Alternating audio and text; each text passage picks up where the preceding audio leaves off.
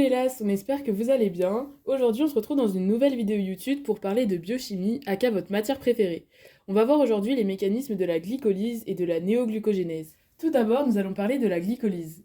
C'est la voie de dégradation du glucose en deux molécules de pyruvate. On dit que c'est une voie de catabolisme oxydatif anaérobie. Pourquoi? Tout simplement parce que catabolisme, puisqu'elle dégrade le glucose en deux pyruvates, on passe donc d'une molécule à 6 carbones à deux molécules à 3 carbones. Oxydatif parce qu'il y a un transfert d'électrons et de protons sur le cofacteur NAD+, et anaérobie parce qu'elle se déroule en l'absence de dioxygène. C'est une voie permettant la production d'une petite quantité d'ATP et qui se déroule dans le cytosol, donc toutes les enzymes nécessaires à sa réalisation s'y retrouveront. Avant de commencer à décrire les différents mécanismes, on voulait juste vous préciser qu'on a représenté les étapes réversibles de couleur verte et les étapes irréversibles avec la couleur rouge. On va commencer par la première étape, qui est une étape irréversible, catalysée par l'exokinase ou la glucokinase. Elle catalyse la transformation du glucose en glucose 6-phosphate. En effet, elle va venir phosphoryler le glucose sur son carbone 6, ce qui nécessite de l'énergie. Ainsi, il va y avoir la consommation d'une molécule d'ATP, libérant de l'ADP. Ce glucose 6-phosphate sera transformé ensuite en fructose 6-phosphate par la phosphohexose isomérase. C'est une étape totalement réversible.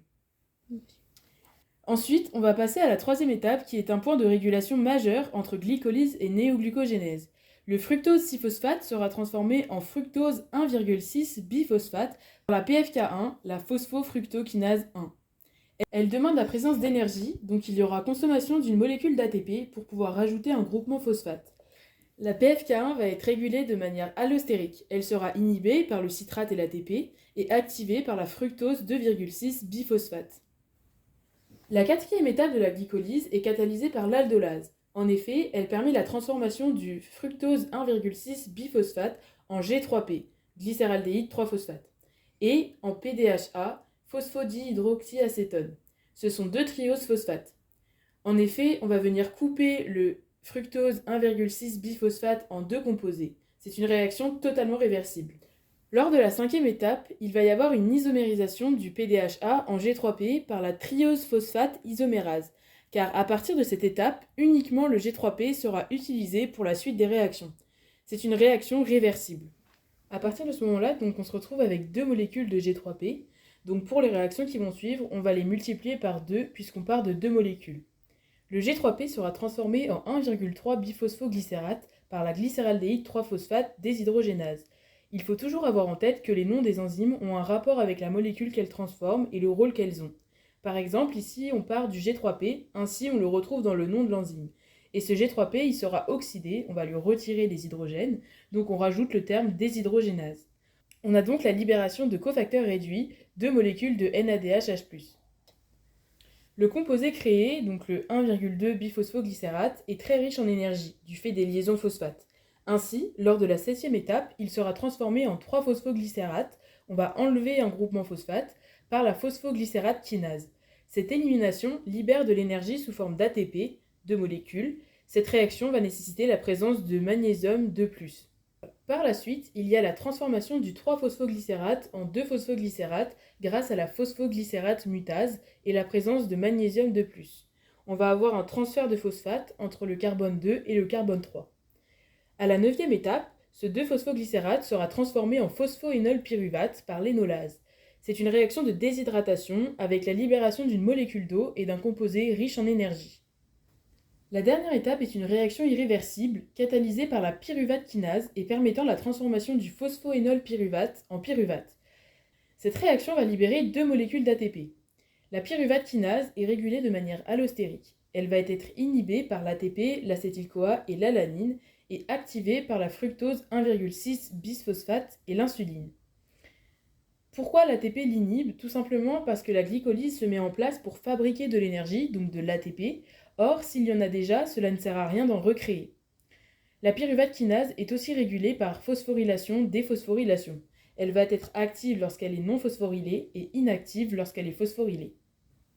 Le bilan sera de 2 ATP, consommation de 2 et production de 4, la production aussi de deux cofacteurs réduits que sont NADH+, et deux molécules de pyruvate.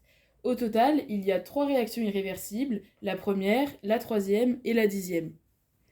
D'autres exoses peuvent rentrer dans la voie de la glycolyse. On a tout d'abord le fructose qui subit un certain nombre de réactions enzymatiques pour pouvoir être transformé en G3P et reprendre le chemin de la glycolyse à partir de la 6e étape. Le galactose aussi, après un certain nombre de réactions, sera transformé en G6P et il reprendra la glycolyse à partir de la 2e réaction. On va maintenant passer à la néoglucogénèse, un mécanisme qui se met en place lorsque la glycémie diminue et que l'organisme a besoin de glucose. Elle permet de reformer du glucose à partir de composés non glucidiques. La néoglucogénèse se produit notamment dans les tissus glucodépendants, comme les globules rouges ou les neurones, car ils ont besoin d'une concentration de glucose constante dans le sang pour leur bon fonctionnement. Elle se déroule majoritairement dans le foie. La différence avec la glycolyse dans un premier temps, c'est la localisation. En effet, la néoglucogénèse se déroule dans 3 compartiments différents que sont la mitochondrie, le cytosol et le réticulum endoplasmique. Pour rappel, la glycolyse se déroule uniquement dans le cytosol. On va donc s'intéresser à la néoglucogénèse à partir de 2 molécules de pyruvate. La première étape est irréversible, elle se situe dans la mitochondrie. Le pyruvate sera transformé en oxaloacétate par la pyruvate carboxylase en présence de biotine, bicarbonate et d'énergie sous forme d'ATP. Donc on va avoir 2 molécules d'ATP. C'est une étape spécifique de la néoglucogénèse car elle participe au contournement de la dernière étape de la glycolyse, qui est une étape irréversible. La deuxième étape consiste au passage de l'oxaloacétate dans le cytosol. En effet, il ne peut pas traverser l'enveloppe mitochondriale sous sa forme telle quelle. Pour ce faire, il va donc être réduit en malate grâce à la malate déshydrogénase mitochondriale en présence de NADH+, puis le malate, qui est capable de traverser l'enveloppe grâce à un transporteur spécifique, va se retrouver dans le cytosol, où il sera réoxydé en oxaloacétate par la malate déshydrogénase cytosolique cette fois-ci, et en présence de NAD+. C'est une réaction réversible et spécifique de la néoglucogénèse. La troisième étape est la transformation de l'oxaloacétate en phosphoénolpyruvate, PEP, catalysé par la phosphoénolpyruvate carboxykinase dans le cytosol. Cette étape va consommer de l'énergie sous forme de GTP équivalent à l'ATP. Elle va en consommer 2 molécules. C'est une réaction irréversible et spécifique de la néoglucogénèse. Finalement, pour pouvoir contourner la dernière étape de la glycolyse, il va y avoir la consommation de 4 ATP. 2 ATP plus 2 GTP.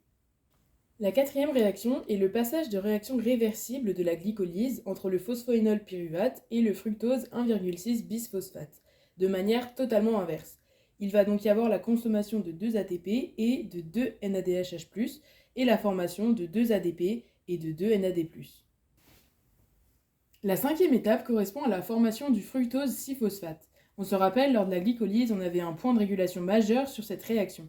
Tout simplement parce que le fructose 1,6 bisphosphate sera transformé en fructose 6-phosphate par la fructose 1,6 biphosphatase, une enzyme cytosolique qui va subir des régulations allostériques inverses à celles de la PFK1. En effet, le citrate et l'ATP vont l'activer et le fructose 2,6 biphosphate va l'inhiber. C'est l'inverse de la PFK1 pour qu'elle ne soit pas activée de manière simultanée. C'est soit l'un, soit l'autre, mais ça ne peut pas être les deux en même temps. Lors de la 6e étape, le fructose 6-phosphate sera transformé en glucose 6-phosphate dans le cytosol par la phosphoexose isomérase, comme lors de la glycolyse. La dernière étape de la néoglucogénèse est spécifique car elle permet le contournement de la première étape irréversible de la glycolyse. Elle se déroule dans le réticulum endoplasmique pour empêcher la simultanéité des 2 réactions. Le G6P est transformé en glucose par la G6P phosphatase. Cela s'accompagne de la consommation d'une molécule d'eau et de la libération d'un phosphate inorganique. Le glucose sortira du réticulum par des transporteurs spécifiques pour se retrouver dans le cytosol. Au niveau du foie, le glucose rejoindra la circulation sanguine pour permettre l'augmentation de la glycémie, alors qu'au niveau du muscle, le glucose y restera et servira à ses propres besoins. Finalement, lors de la néoglucogénèse, on consomme 2 pyruvates, 6 ATP et 2 NADH+, on produit un glucose, 6 ADP et 2 NAD+, et on va retrouver 4 réactions irréversibles spécifiques de la néoglucogénèse pour les contournements des réactions irréversibles de la glycolyse. Il y a aussi d'autres substrats qui peuvent intervenir dans la voie de la néoglucogénèse, comme l'alanine, le lactate et le glycérol.